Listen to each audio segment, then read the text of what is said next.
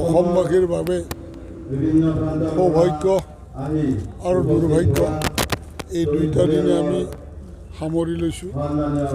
কাৰণ এটা সৌভাগ্য যে আমাৰ অসম সন্তান সকলে এদিনাখন 1979 চনৰ এই 10 ডিচেম্বৰৰ দিনাখন তাৰ আগৰ পৰাই অসম আন্দোলন আৰম্ভ হৈছিল। বহিৰাগত সমস্যা বুলি এটা সমস্যাক লৈ গোটেই অসমৰ বিভিন্ন সমস্যাক লৈ আৰু 10 ডিচেম্বৰৰ দিনাখন আমাৰ সন্তান এই ভবানীপুৰ অঞ্চলৰ মোৰ গাঁৱৰে ল'ৰা আৰু শ্বহীদ হোৱাৰ উদ্দেশ্য আছিল আবেদা বেগন ইয়াত নমিনেশ্যন দিব আহিছিল আৰু তেখেতক প্ৰতিৰোধ ব্যৱস্থা কৰিছিল আৰু CRPৰ হাতত গুলি খাই তেখেতে মৃত্যুবৰণ কৰিছিল। যেই নহওক আমি আজি তেখেতক স্মৰণ কৰিছোঁ। তেখেত আমাৰ উৎসাহ উদ্দীপনা সাহসৰ প্ৰতীক। এটা সময়ত লাচি সেনাৰ নিচিনা জঁপিয়াই পৰিছিল।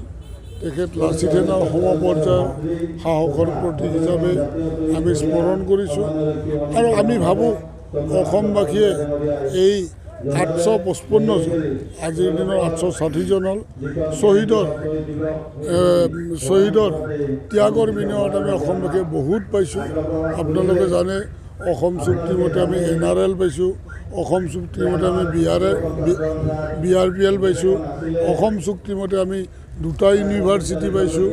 গতিকে অসমে বহুত পাইছোঁ এই আন্দোলনৰ ওপৰত আৰু আশা কৰিছোঁ অসম চৰকাৰে আমাৰ নিজৰ চৰকাৰ আমাৰ স্বাভিমান আছে আৰু আমি শ্বহীদ পৰিয়ালৰ কাৰণে বহুত কিবা কৰাৰ কাৰণে চিন্তা চৰ্চা কৰি আছোঁ।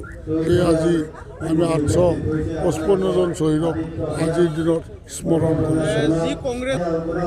এইটো হ'ল কংগ্ৰেছৰ ৰাজনৈতিক এটা চাল আৰু ৰাজনীতি মুনাফাৰ কাৰণে মই অপেনলি কৈছোঁ এইবাৰ নিৰ্বাচনত যে মই শ্বহীদক লৈ শ্বহীদ পৰিয়ালক লৈ মই ভোট নোখোজোঁ।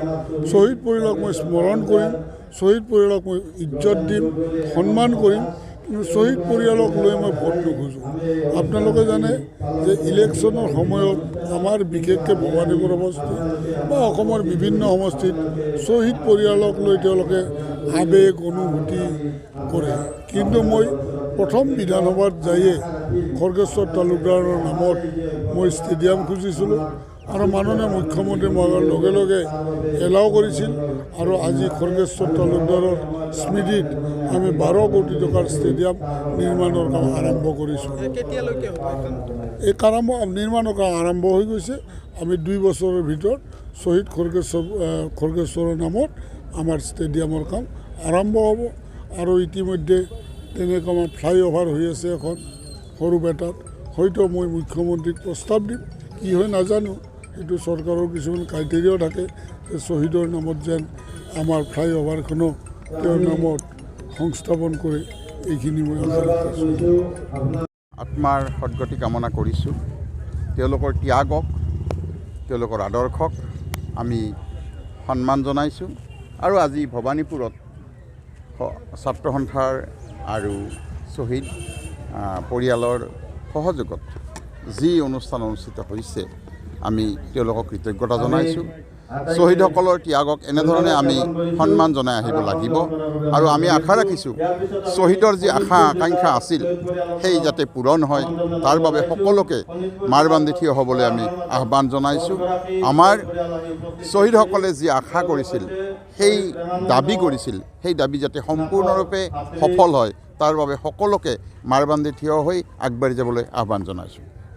অতি সুন্দৰ, অতি গুৰুত্বপূৰ্ণ কথা এইটো। আমি আদৰণি জনাইছোঁ আৰু আমাৰ সহযোগিতা থাকিব। আমাৰ কেন্দ্ৰীয়ভাৱে আজি শ্বহীদ দিৱস ভবানীপুৰত খৰ্গেশ্বৰ তালুকদাৰৰ শ্বহীদ বেদীত ইয়াত পতা হৈছে। আমি খুবেই আনন্দিত। অসমৰ বিভিন্ন অঞ্চলৰ বিভিন্ন জিলাৰ পৰা ইয়ালৈ শ্বহীদসকলৰ পৰিয়ালৰ পৰা মানুহ আহিছে। আমি সকলো লগ হৈছোঁ আৰু শ্বহীদসকলৰ স্মৃতিত সকলোৱে সেই শ্বহীদসকলক সুঁৱৰি আমি গৌৰৱ অনুভৱ কৰিছোঁ। আৰু ইয়াৰ লগতে শ্বহীদসকলৰ যি আত্মবলিদান, সেই আত্মবলিদানৰ যি আশাৰে আত্মবলিদান দিছিল, সেইসমূহ যাতে ভৱিষ্যতে পূৰণ হয়, চৰকাৰে যাতে সেইসমূহ পূৰণ কৰে তাৰ বাবে আশাৰে বাট